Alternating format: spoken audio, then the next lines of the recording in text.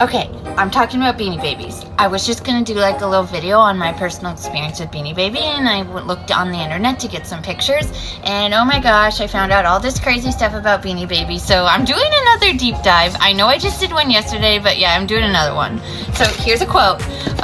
Wherever there's dumb money, criminality inevitably follows. And that's true for Beanie Baby. Oh my gosh, there is crime, violence, a murder, children being injured. I'll talk about, like I said, my own personal experience. And then the downfall of Beanie Baby, which is kind of crazy because it was a scheme to help them and it ended up hurting them. So I'm going to talk about all that. Okay, here we go. Beanie Babies were different than any other toy on the market in the 90s because people believed they were collector items, meaning you buy them for $5 and then they're going to be worth a lot of money someday. People believed they were going to pay for their college with them. Like, my parents believed that. I believed that. Part of the allure of Beanie Baby was you could not buy them in just any store. You could only buy them in teeny tiny little gift shops like Grassie's, for instance. And people would wait in line for hours when a new Beanie Baby was going to come out. Also, they would have limits, like you could only buy 3 Beanie Babies. All Beanie Babies had a name, date of birth, and a little poem about them on the tag. Bears were worth the most. You wanted the bears. Oh, and you better put it in a tag protector. And you don't play with your Beanie Babies. You just keep them safe. Also, they would retire them. So when they retired a Beanie Baby, then it was worth more money. McDonald's even got in on it, offering teeny beanies in their Happy Meals. Growing up, my parents didn't buy me like a ton of toys, but they were okay with getting me Beanie Babies, and I loved them because they believed they were going to pay for my college someday. In a Chicago News Tribune, June 23, 1998, it says a financial advisor told a woman she was making the right decision to buy $12,000 of Beanie Babies in one day. I actually still have all my Beanie Babies, and I have one of them on my desk. Yes, that is a Princess Diana. Every time McDonald's offered the teeny beanie, oh my gosh, it was so exciting. And the way they did it is they would sell one teeny beanie, you didn't get to ask. And then when they sold all of those ones, then they'd sell the next one. So you just keep going back, trying to get the one you want. Like I said, I still have all my old Beanie Babies, so I wanted to just see how much they're worth nowadays. And I looked up, they're just worth pennies now. Nothing, they're worth nothing. Let's get into the Beanie Baby drama. So this couple was divorcing. Their names were Francis and Harold Mountain.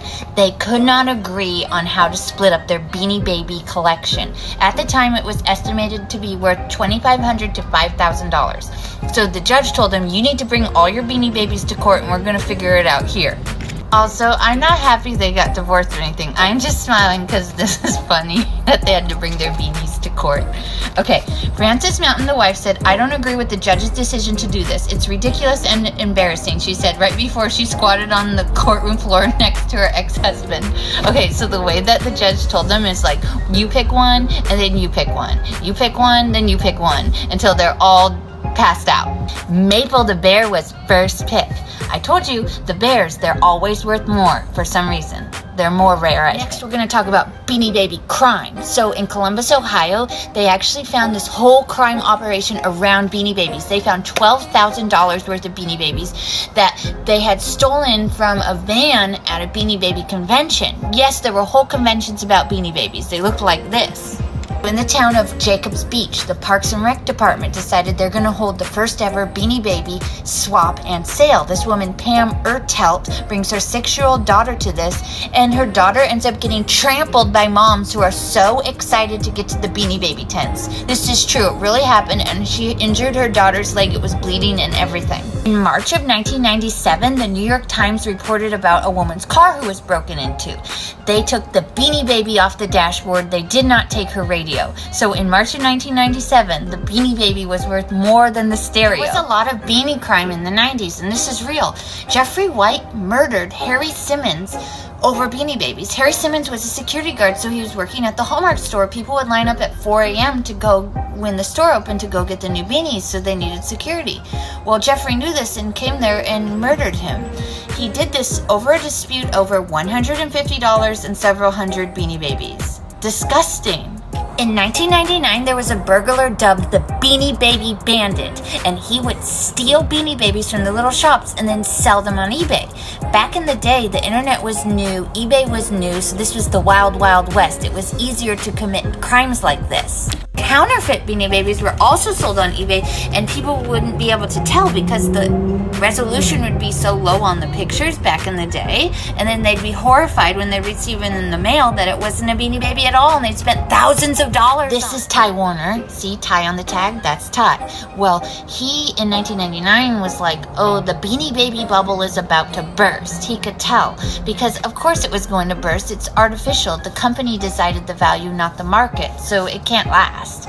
Anyway, he came up with a scheme and it backfired and it ruined Beanie Baby. He blindsided collectors in the end of 1999. He was giving a press release, and right at the end he's like, oh, by the way, as of December 31st, all the Beanie Babies are retired, essentially saying Beanie Baby is over.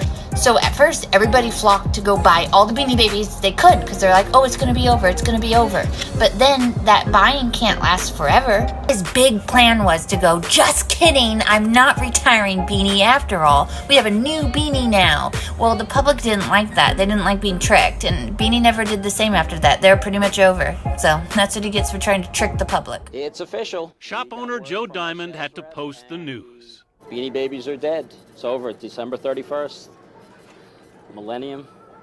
No more Beanie Babies. No more Quackers the Duck or Pinky the Flamingo. The company says every last one will be retired. That's why I'm here now, bye. The news caused a frenzy in the beanie world, especially among the adult collectors. Yes, I'm checking right now to see what I'm missing in my collection. What happened was the chat room actually got flooded. Leonard Tannenbaum's Beanie Nation website was overwhelmed with mournful messages like, the end is coming. To them, this is really affecting their life more than most things that you guys have on the news.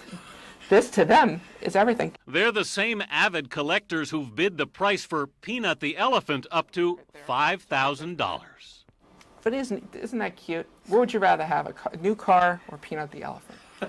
So I've seen this comment a few times saying, what are you talking about? You could only buy Beanie Babies in small gift shops. You can buy them at Walmart. You can buy them at Target.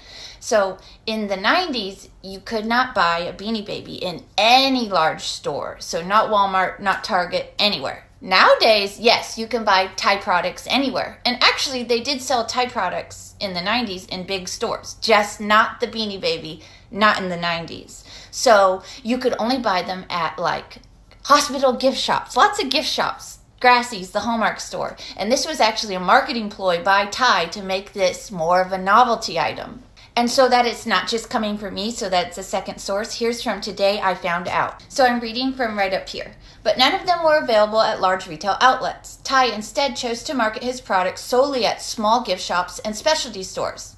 Okay, hope that clears everything up. Have a good day.